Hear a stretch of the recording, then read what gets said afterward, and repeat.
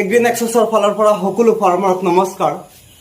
ধান পথাৰত পিটকাৰী ব্যৱহাৰ কৰিলে ধান গছজোপাৰ শিপা বেছিকৈ গ্ৰোথ কৰে, ধান গছজোপা গ্ৰোথ কৰে, কীট পতংগ কমকৈ আক্ৰমণ কৰে, ধান গছজোপাৰ ষ্টেমডাল বেছিকৈ হয় আৰু যিমান ষ্টেমডাল বেছিকৈ হ'ব সিমান শীষ বেছি হ'ব, যিমান শীষ বেছি হ'ব সিমান ধান বেছি হ'ব।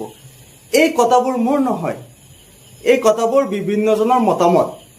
সো আপুনি যদি ধান খেতিত পিটকাৰী ব্যৱহাৰ কৰিব বিচাৰে, কিমান পিটকাৰী ধান পথাৰত ব্যৱহাৰ কৰিব পাৰিব আৰু পিটকাৰী ব্যৱহাৰ কৰিলে কেনেধৰণৰ লাভ হ'ব, গোটেই বিষয়টো আলোচনা কৰিম। ভিডিঅ'টো শেষলৈকে চাব।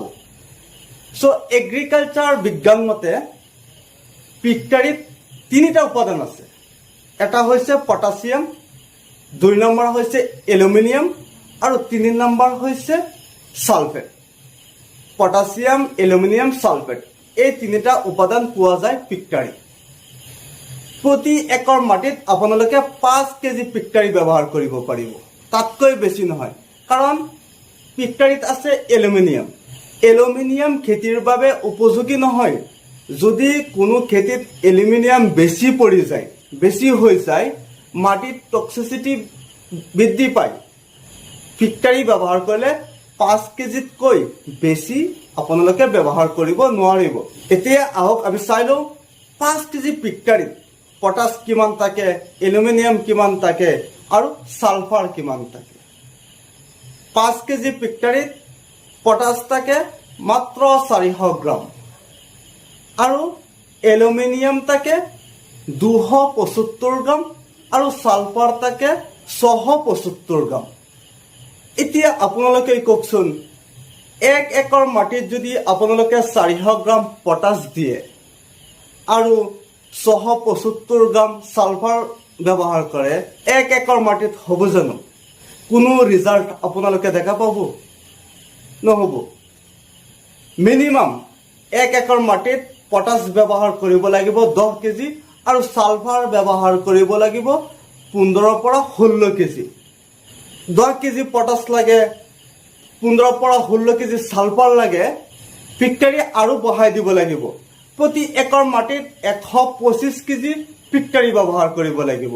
যদি 125 কেজি পিটকাৰী আপোনালোকে ব্যৱহাৰ কৰে, ব্যৱহাৰ কৰিব পাৰিব, কিন্তু এলুমিনিয়াম বেছি হৈ যাব। 125 কেজি যদি ব্যৱহাৰ কৰে কোনোবাই কৃষকে, তাত পটাছ থাকিব 10 কেজি আৰু এলুমিনিয়াম থাকিব 7 কেজি, সালফাৰ থাকিব 16.8 কেজি, ইমানহে পাব। সো 125 কেজি যদি আপোনালোকে পিটকাৰী ব্যৱহাৰ কৰে, খৰচটো বেছি হৈ যাব।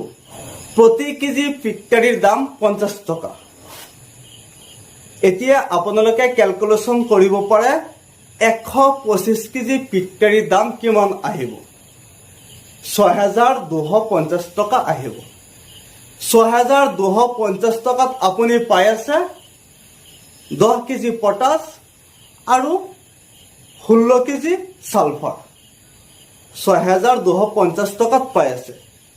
আৰু এলুমিনিয়াম পাব 7 কেজি, যোনটো খেতিৰ বাবে উপযোগী নহয়। আপোনালোকে এলুমিনিয়াম বেছি দিব নোৱাৰিব। যদি বেছি হৈ যায় টক্সিচিটি বাঢ়ি যাব আৰু গছৰ গ্ৰোথ একেবাৰে কম হৈ যাব, গছ হালধীয়া হৈ যাব।